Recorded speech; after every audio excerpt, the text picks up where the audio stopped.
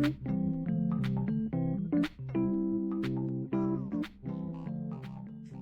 is the Aces Up Your Sleeve podcast, and we're the aces up your sleeve in relationships, from romantic to workplace, parental to platonic, your relationship with yourself, and everything in between.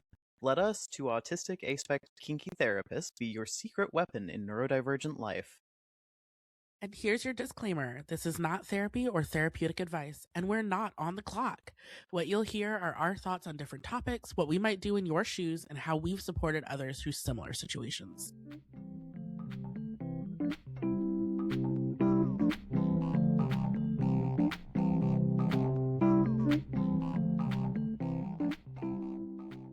Welcome to the Aces Up Your Sleeve podcast. I'm your host, Cade. And I'm your host, Sabrina. We've wrapped up with our kink mini-series, so you're kind of back to your regular programming. We're going to be on to a new topic this week. We're going to talk about some myths, maybe bust some myths about autism, and we're also going to answer a listener question. Mm-hmm. Super exciting. Pretty standard for our format here. If you're just joining us for the first time, we're both autistic, aspect, kinky therapists, and we love educating, supporting people, giving advice. Talking, yapping, doing all the things.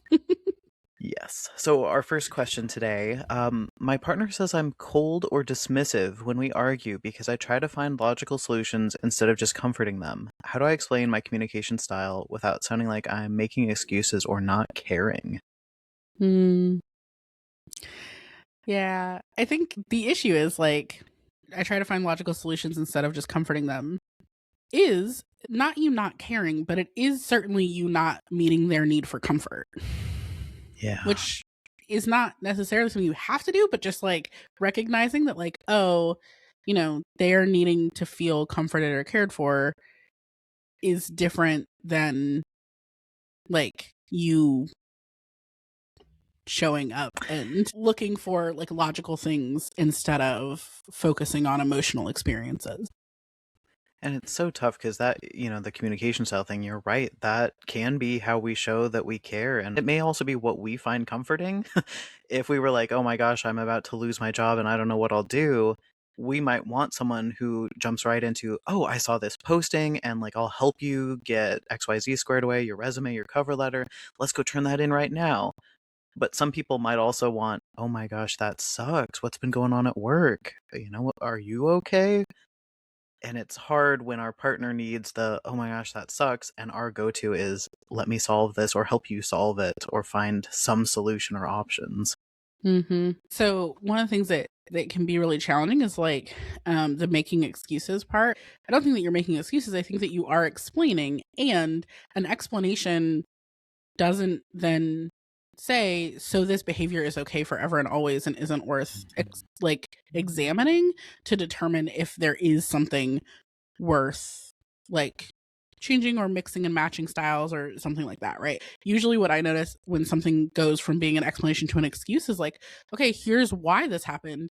Now let me examine, am I willing or interested in making a change so that it doesn't happen again? Or am I looking to, am I interested in explaining it so that I can keep doing it in the way that I've been doing it, regardless of impact on others? That's more excuse type of thing. Mm-hmm. Or am I explaining it just so that everyone's on the same page and maybe I can get more understanding and also still be willing to understand the other person's experience of my behavior and the impacts of that? There's a lot of different ways. I think it turns mostly into an excuse when it's because I do it this way, here's my explanation, right? Because I do it this way, then it has to be okay. Because that's just how my brain works. And I think this goes into, as we're talking about myths, that that autism has some magical impact on your empathy, right? So there's both the myth that autistic people have no empathy and the myth that autistic people have extra empathy. And that really the truth is that autistic people are not a monolith and will experience different levels and types and experiences of empathy regardless, just throughout the experiences. The way we show it, express it is going to look different from autistic person to autistic person. Yeah. And I like what you're saying about, just because you might be able to explain why you go to where you go to in response to your partner's distress, it doesn't mean that the conversation ends there. Like, well, here's why I do that, and then it just keeps going. What I would encourage you to do is consider, what would it look like to spend more time with the emotions? Mm-hmm. Is that comfortable for you, uncomfortable for you? What would it take to make that more comfortable if there's some distress there? If it doesn't feel super natural to do that, there might also be some ways to let your partner know, I'm going to struggle bringing up the emotion side of the conversation. So if you want to start there, like, hey, I'm about to get fired and I'm really upset, that might help remind me to be like, okay, like they're upset. Like, let's start there, even though I have these great ideas brewing. And how can we refocus a little? Yeah. And especially like, so cool, I have all these great ideas brewing. And then also, if there is a way, like, for your partner or you to start the conversation of what are we looking for, right? Yeah. So if the partner's like, hey, I'm really upset, awesome. That isn't necessarily going to communicate to you in your system like what they're actually looking for. And so if they say, I'm really upset and I'm looking for you to comfort me, Yeah. I'm looking for a hug, I'm looking for words of affirmation, I'm looking for being pretty specific. And that's something that you can also like come up with together beforehand, like as kind of a code. But then also, if you're like, oh man, like, they're going to say that I'm cold and dismissive again. When you start worrying about that or noticing that that is something that you're concerned about, bring it up. Hey, I want to make sure that I'm supporting you how you're needing support. What will that look like right now? Yeah, checking in. Mm-hmm. Is this comforting? And if not, how can I pivot? It's tough because you don't want to put all of that pressure on your partner while they're upset to be like, well, here's specifically what I need you to do. So I would recommend having a lot of these conversations ahead of time so that the check-in can be more brief and you already Mm-hmm. kind of have some things to pull from if it's not quite what they need. Also, the time to have this conversation is not in the middle of them being upset and going, you're so cold and dismissive. That's not when you go, hey, I just want you to know I'm very logical minded and I'm just problem solving because I want to comfort you. And that's how I like to be comforted. And Mm-hmm. not the time. I would save that for later. And when you hear that you're so cold and dismissive in the moment, shift back into, I'm really sorry. And I'm sorry you're going through this. Whatever comforts your partner should follow. And if you don't have anything in that moment, listening and being present can be helpful. I will say one of my least favorite things that we're all taught is that like treat others how you want to be treated. Fuck that. Treat others how they want to be treated. I see it over and over and over. We end up with these like, oh, like what I would want is awesome. That's like good information for your partner to have. It's not helpful for what they want. No, They're it allowed and expected to have different wants and needs than you. it also can lead to that line of thinking where you're like, when you're the one who's upset, well, why don't they just know what I need? Which is also not helpful thinking. Yep, So stopping that before it gets there by having those open conversations about what each of you need is going to avoid a lot of those issues in the future. definitely. It's hard. Like finding what's going to actually get into their nervous system and make them feel cared about, that's a hard thing to do, right? And a lot of people don't actually know like what is the thing that my nervous system will accept as acceptance and love and care, right? And that's a journey that a lot of partnerships have to go on together. It's worthwhile to go on it. And I think what gets hard is like, this is something I see not infrequently. There's this kind of like, oh, but like I'm autistic and this is just how my brain works. It's like, that's true. And then you have to determine, am I in a place where I am ready to be in a relationship with someone who needs different things of me than how my brain automatically does things? If Yeah. yes, do that work. If no, no. Right. And Yeah. that like, but it doesn't work to say like, oh, I want to be in a relationship with this person who systemically does not like isn't fitting in some way, but I don't want to do any work to meet them in the middle. I Yeah. want to keep on being able to do all the things exactly how is easiest and most natural to my brain. Yes, you do want some relationships that have space for that, and no relationship is ever going to not ask you to like do effortful things. Right. And there will be people out there who do want that logical solution right away. So ultimately, if you're like, wow, in more ways than one, we are just not clicking well, and I can't adapt my style, and to adapt it to where that person needs whatever they need would be masking and really harmful, especially long term. There might be other folks out there that you would match better with. It Mm-hmm. sucks to think about that. I know that's usually most people's kind of last thought is maybe I just end it right now, but sometimes that makes more sense in the long run than continuing to try to push yourself to mask or your partner to like stuff down those needs or that like cycle of fighting. I'm not sure if that's the case for this person, but yeah. Yeah, definitely. It is hard. And I think when I see people talking about like, how do I do this without sounding like XYZ, the hard part is that the person you're communicating with is going to take what they take. And part of that is going to be based on what you're actually doing. And part of that is going to be based on what you've done in the past. And part of it's going to be based on how they would do it. And part of that's going to be based on what they have done. Like, and Yeah. all the experiences of people that aren't you and that you've never known. Like, there's so much that goes into how someone hears you. There's also a lot that goes into how you communicate. And communication is just a two-way street, at least. Right? I think a lot of times that part of the autistic myth of like the empathy stuff is that it really creates this like, well, A, you either have empathy or you don't, and B, that like you either have like really really high empathy, meaning that you inherently are going to always be right about how someone else is feeling. No. Or Mm. you have like no empathy, and that means that like you don't care about anyone else and you could never be in relationships and all this. And it's like, also no, there's just too many actual real things happening to actually let those things get in the way of you reacting to the real relationship in front of you. Mhm.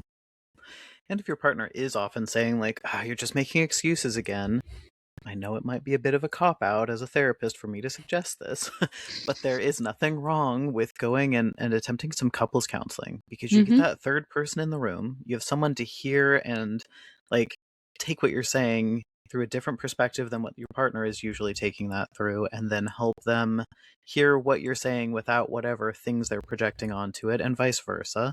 And Mm-hmm. sometimes that third person can guide the conversations in a way that would be difficult if it was just the two of you. Yeah, the episode that we did with Kyle, I really enjoyed some of the way that he like explained some of those things. First of all, please always expect us to recommend going to therapy or accessing some form of mental health support, right?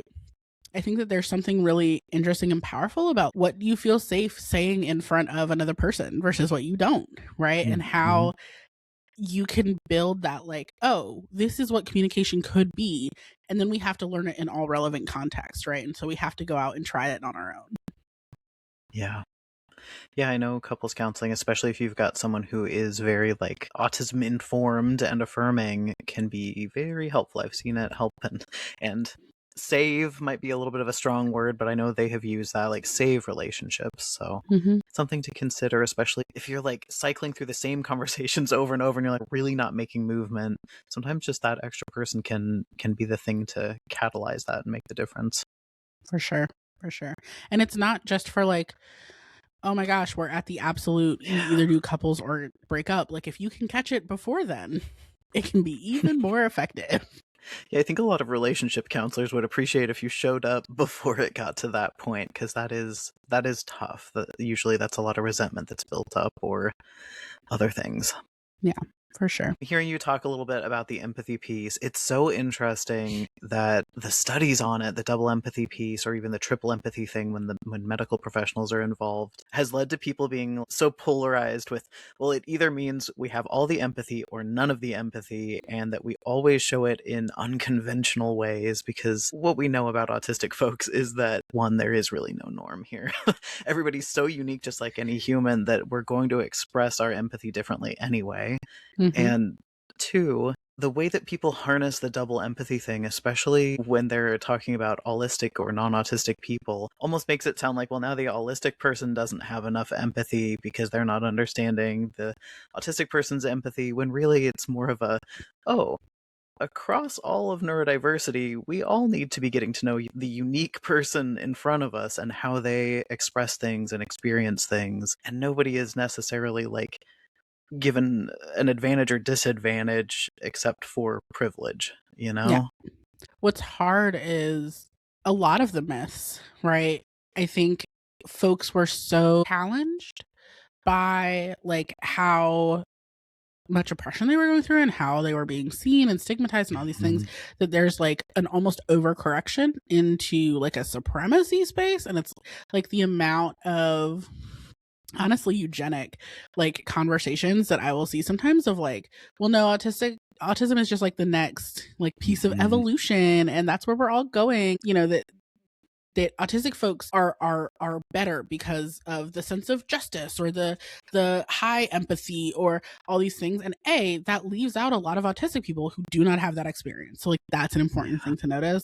But also B, like it really falls back into someone is supreme in a way it Yeah. doesn't have to. And we could just Yeah. leave the neuro supremacy behind and actually find that like we don't need a new neuronormativity that is, oh, it's normal to XYZ instead, because we associate XYZ with autism and autism is good and not autism is bad. That's Yeah. not helpful. You know, there's this children's book, I think it's called Why Johnny Doesn't Flap. Have you heard of this one ever? I don't think so. It's like a tongue-in-cheek, you know, oh, here's why poor Johnny doesn't stim, and here's like allistic I have people seen written for. similar things to that. Yeah, and I get it. I get uh, that when we're mistreated, when we're oppressed, when we're seen as weird, unusual, creepy, whatever thing people want to say about us, that there is some benefit to being satirical, being Mm, finding some humor in it, trying to put a spin on it. I think the hard part is people can take that and really run with it, and the bitterness and the trauma that some of us have experienced just feeds into that, and it goes right into that supremacist stuff that you're talking about. It very quickly becomes, oh, we're just poking fun, to actually, though, if you think about it, aren't we kind of better? Aren't we kind of great? And that is very dangerous thinking. it's really frustrating, especially because like it'll happen even within like neurodivergence, right? Of like, Yeah. oh, like autistic people this, but like da da da da da that. And I think that part of this is also what plays into a thing that really, really is hard for me is like people be like, well, yeah, until I got my diagnosis, I thought I was just a lazy piece of shit who was mean to everyone and like couldn't ever make plans socially. And it's like, why can't you have the same compassion for yourself with or without a diagnosis? Because like you're valid even if you weren't diagnosed autistic. Not and having the amount of energy that you have, in having the amount of social capacity that you have, in like whatever.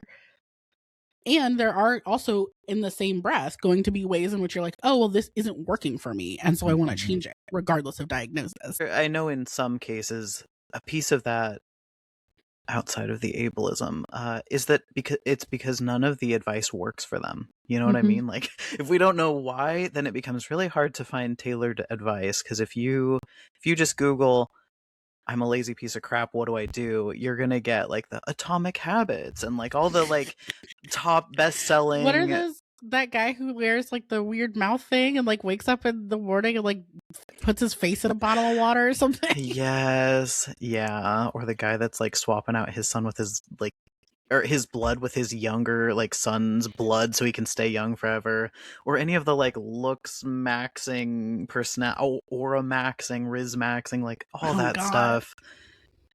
You know, so I get why people are like, oh, thank God there's finally like, a reason that I can understand for why I have been the way I've been. totally. But it does really reinforce that ableism, and Yeah. then it gets us back into the supremacy piece. It's kind of like when autistic people are like, well, I'm autistic, but I had an IQ test and my IQ is over 140, da da da da da. Yes. Like, well, Exactly. what would it mean if it wasn't? You Right. know, why would that be about? Why do you have to differentiate that? I know people often say that, like, or they don't say it, they just kind of lump us all in together with folks with intellectual disabilities and delays. But why is that? Why do we have to make such a big stink about, like, that'd be like if someone was like, "Oh yeah, and Sabrina, she's a trans woman," and da da da da da, and you were like, "Whoa, whoa, whoa, trans? I am not queer, sure, but come on now, like Trans that's I so am not is hurtful." such a like specific way to say that. Yeah. Listen, I'm many things, but you think that this body, I saw someone say this, it was Elizabeth Booker, what is her last, Booker Washington? I don't remember her last name. I'm sorry. But she was like Booker squared. Someone said that about her, and she was like, "You think that I like this body is like built? Like I put doctors put time and effort. Thank you. Like that is, and that's a little bit how I feel too. Like, oh, you think this was all choices? Mm-hmm. Props to you. Thank you. That's not how it feels on this end. Right, but also, like, you're not over there being like, oh yeah, no, absolutely not. Like, please don't lump me in with those people. Right. Which, like, come on, everybody, what is that? If you're saying something that implies don't lump me in with this group, like, what are you doing there? Like, what's Right. under that? Yep. And I think Usually like prejudice. yeah, exactly. It's the same thing as like, oh, well, before my diagnosis, I was a lazy piece of shit. And after, I'm not, which means that there are lazy pieces of shit. I just happen not to be one because I have a diagnosis about it. And it's like, Yeah. isn't there maybe just a world in which there are not lazy pieces of shit and instead people with different capacities to meet the demands of a society that doesn't give a shit about capacity? Yeah, I mean, there was obviously a reason there before you knew what the reason was. Why wouldn't we extend that grace to everyone else? That, like, they've all got their own reasons for appearing however we want to label them. Why do we Right. need to... Yeah. Yeah. It's hard. It's a very Yeah. double-edged sword, right? Diagnosis. And so we have a little list of some common like myths. A lot of them are, I think, doing that thing of trying to be like, oh no, but like, look, now they're doing the superpower thing without saying that they're doing the superpower thing. It makes me better. Whereas before it was just seen as a deficit. And it's like, okay, I think that there's a world in which we can find a neutrality to it that also means that people who do and don't do things that way are just as valid as people who do. As you talk about it, I mean, the autistic sense of justice, as it's often labeled, I believe... Sorry, my soul left my body as I tried to get away from them. Truly, I believe that 90% of autistic people, maybe more, have a very strong sense of their morals and will stick by those and will hold tight to those, and that, you know, it would take quite a bit to get them to shift from those. You know, some information that's very impactful, or perhaps multiple conversations or learning about something before they shift. Sense of justice, though, if you would like to tell me that Elon Musk's sense of justice is the same one that you all are describing, go ahead with his little Hitler Youth haircut. You want to tell me that, and I don't want to hear you tell me that he doesn't have a sense of justice, because he is very strict about his beliefs, and that is what you all are describing. It's not social justice, it's a strong sense of morals that are just that person's morals. Yeah, I think especially the way that I often talk about it. So, justice is not, when you look up the definition of justice, which I've done many times, it's not believing that all people are equal and should be treated well and should have. It is a sense of what you think is right and wrong. Right. And like, it's obviously more specific than that. I'm not repulling it up, but like, it is very subjective. Yeah. And I think that people forget that. And so I think it's important to look at like, okay, I have a pretty specific view of what I think is this, and I'm not really willing to change it, or I'm not able to change it, or whatever. Right. In some circles, that is like rigid or literal or concrete thinking. Like there's lots of different names for it. Right. This kind of like, okay, cool. Like, this is how I am thinking about this. This is how I'm going to stay thinking about this. And I think what can also contribute is that a lot of autistic people also can view themselves as very well read and experienced, because like, oh, this is my special interest, so I'm going to like dive into it and know a lot about it. And because I feel like I know a lot about it, there's not a good reason for me to change it. But that happens no matter what that is. So if your special interest is racism and hating Black people, that's what you're going to go research. Like, that's what you're going to go find, all of the old shitty race science that they tried to like put into textbooks and all that shit. That's what you're going to go read to figure out, oh, Black people are actually inferior. And like, it is my sense of justice that means that we have to put them down. Yeah. Okay. So like, we can see that like, this is not some, oh, well, I have a sense of justice and that means that I'm always right and that I would never. First of all, Can we all go look at the polling data, please? Let's pull up that last election. Where were all Yeah. you white autistics and your senses of justice? Oh, do you each have a different sense of what that is? Because some of you thought that it was important to vote for blue.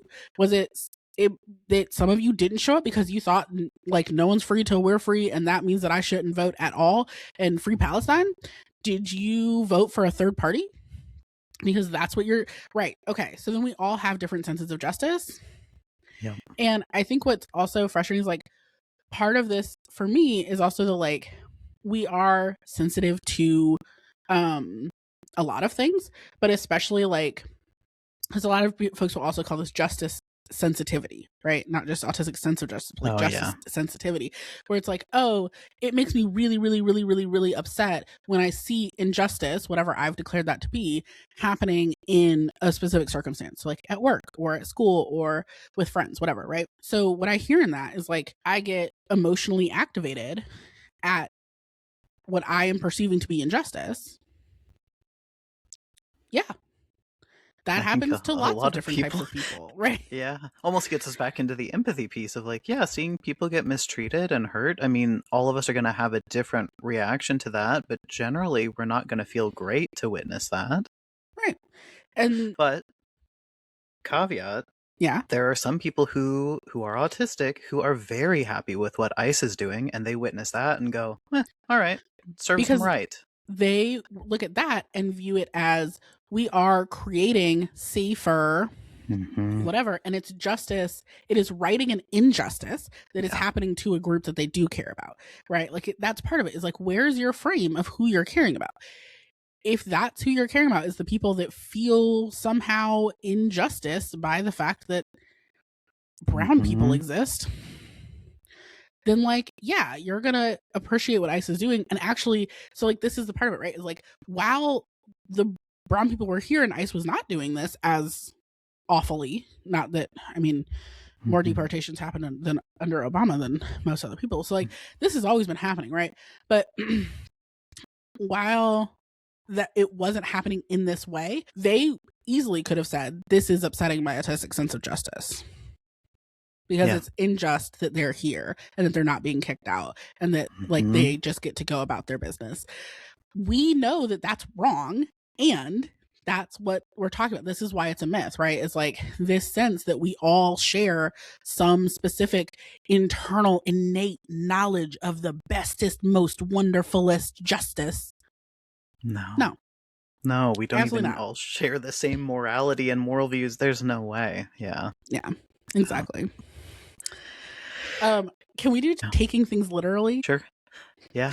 What are we This one is really it's just really funny to me because the amount of times that like it'll be like 2 or 3 autistic people and they have each like seen a thing and they'll be like, well, I took it literally, meaning I took it like this. And it's like, okay, well, I took it literally, meaning like this. And it's like, right, because there's multiple words have multiple meanings.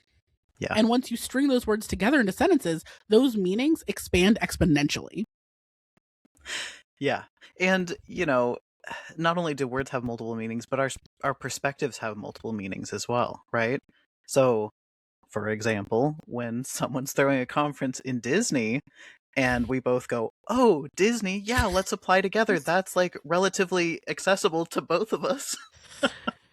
Oh, and then we find out that one of us thought the Disney closest to them, which is Disney World in Florida, and the other one thought the Disney that's closest to them, which is in California, which is Disneyland. Yeah, that was a tough one to be like, okay, our hopes are up and we're like planning and we're going to do Disney together and apply, and no, wrong Disney's. If it helps, I did actually think it was the Disney near you because I have more physical capacity to travel. Like I have got less. So you were thinking I'll just come to. So I was like, oh, like it'll be expensive, but I can just fly to California and you can drive. It'll be a long drive, but not. And then we looked and it was the one in Florida, which is closer to me, but is deeply inaccessible to you as a concept. Yeah, to drive to. No, thank you. Not from Washington. Yeah. Right. Even the train trip was going to be 5 days. Yeah, What? while and thousands, yeah. So again, like not only taking things literally, but then our perspectives shape how we interpret things and what we're thinking. I honestly wonder with the taking things literally if it was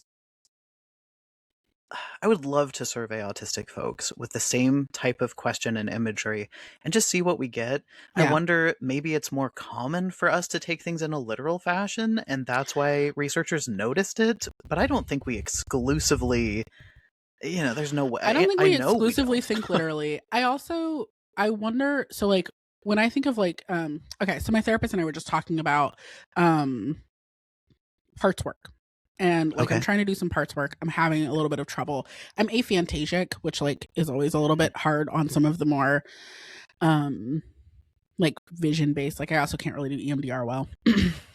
um but we were talking about it and she was kind of talking about like, yeah, like a lot of my autistic and ADHD clients kind of struggle because like it's hard to keep like Mhm. attention and all these things, but also there's something about like how kind of meta it is that can be a little challenging. And I think that, so when I think of like concrete thinking, right, it's not so much that it's like, oh, I am not ever willing to think of other things. It's more like the way that I'm thinking about a thing is in very real world terms and not as Yeah. much like idealistic or like um ephemeral kind of like ways, right? And I Yeah. think that like that is maybe a little bit more akin to something that I do experience is the like, but when you say, what did my part say? Am I listening for words? How are they saying it to me? What do you mean by that? And so that I could see as being taken as you're thinking literally as the words say. But I also think that it's just a like, there's a difference in like, well, what should I be expecting here?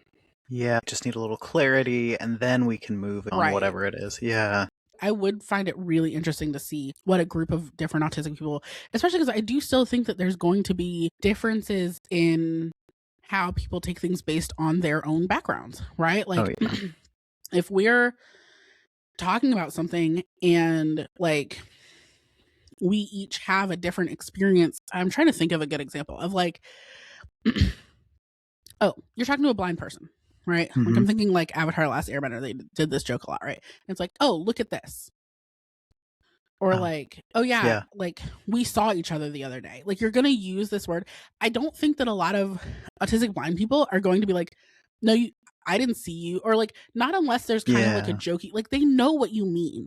They're not saying like I literally did not see you, so you are absolutely incorrect and inaccurate. And like I think that that's a portrayal that I don't actually see very often. Not that it doesn't exist, but like I think if they have the context to know that we saw each other the other day is a common colloquialism, then it's Yeah. less likely to trigger something in their brain that goes like, huh? Versus like if there's more of a, oh, like we're both trying to make plans. Like my partner and I go through this all the fucking time. I'll be like, okay, cool. So how do we feel about like Monday for the plan? And they'll be like, next Monday, and or like this Monday. Say that like whatever, right? Say Yeah. that it's like Friday. And I'm like, okay, which one is next and which one is this? Yeah, because to me, I would be like, is that not the same thing? But I could see Right, somebody being like, well, obviously, this one is what's happening in just a few days, and right, next is the one after this next one. right. Which, Or for me, I usually do this is the past one and next is oh, the so then next you'd be one like, coming how up. could we? Yeah. But it that also has a lot to do with just how people use language around us growing Yeah. up. And so we can both be literal about it, right? This Hmm. past Monday or this upcoming Monday, right? There's just less words there. So either one is a this Monday. And next, as in the next Monday that happens, or the next one after this one. All of those words are literally true. Yeah. It's just Yeah. about what we grew up with. And so I think that like the idea of like, oh, autistic people take things literally, it feels reductionist to me. Yeah. And as you're sharing too, I'm thinking, oh, yeah, it's probably just because the initial assessors and researchers were like, they were only diagnosing those of us who would say, well, you didn't actually, actually, you didn't see me because da da da da da, like it's probably because that's like confirmation bias, Mm-hmm. they were assessing and saying, yes, you are autistic to the people who were already showing that trait rather than, yeah. Yeah. Also, our pattern recognition comes into play, and not all of us have it. Again, a myth. I think a lot of people think, oh, pattern recognition. Yes, you're great at math. I can put a formula up on the board and you'll solve it. Math No, learning not all. disability over here.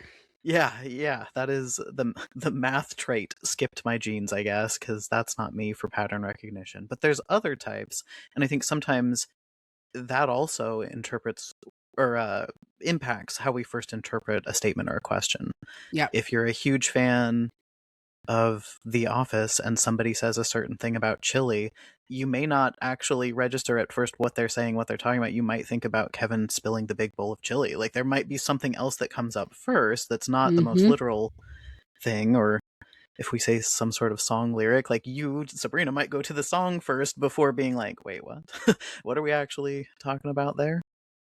Yeah, exactly. There's just, I don't know. I think a lot of these come down to A, just a pretty small sample size, and then B, a Mhm. lot of like, well, no, but like, I feel so misunderstood that I'm trying to find an answer for that, Yeah. and I want that answer to be neutral or positive, which is fair, totally fair, completely understandable.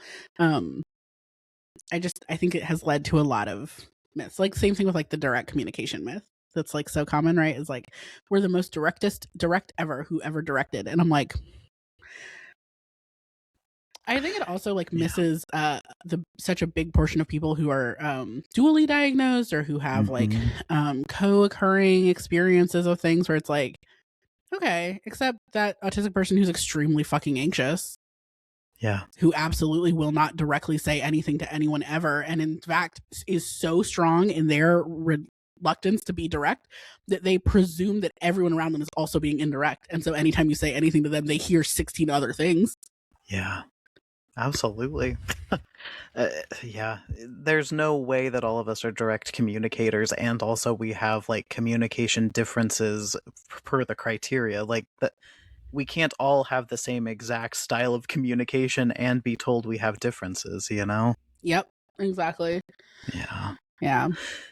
Well, there's a lot of other myths that we could cover, and perhaps we should in some bonus content sometime or a different episode. But I think now that we've covered a few of those myths, we can hop over to Patreon and we can maybe cover like what stereotypes actually fit us. Where are the places where we're like, all right, well, that could be a myth, but also it is kind of me. Okay. It's about me. Yes. So everybody can expect new episodes weekly on Tuesdays. You can find me at Cryptid Learns and Sabrina over at Radical Insights Consulting on Facebook or Instagram. You can also add a .com at the end for our websites, and they're linked in the show notes. Follow the podcast over on Facebook or Instagram at Aces Up Your Sleeve Pod so you can interact with us and see when new episodes release. As a reminder, you can catch us over at Thrive if you want to learn more about neurodivergence and BDSM, thrivevirtualcon.com. This is for folks that are 18 and older. It's not just for therapists, although there is a professional track for therapists, doctors, OTs, whoever wants to attend.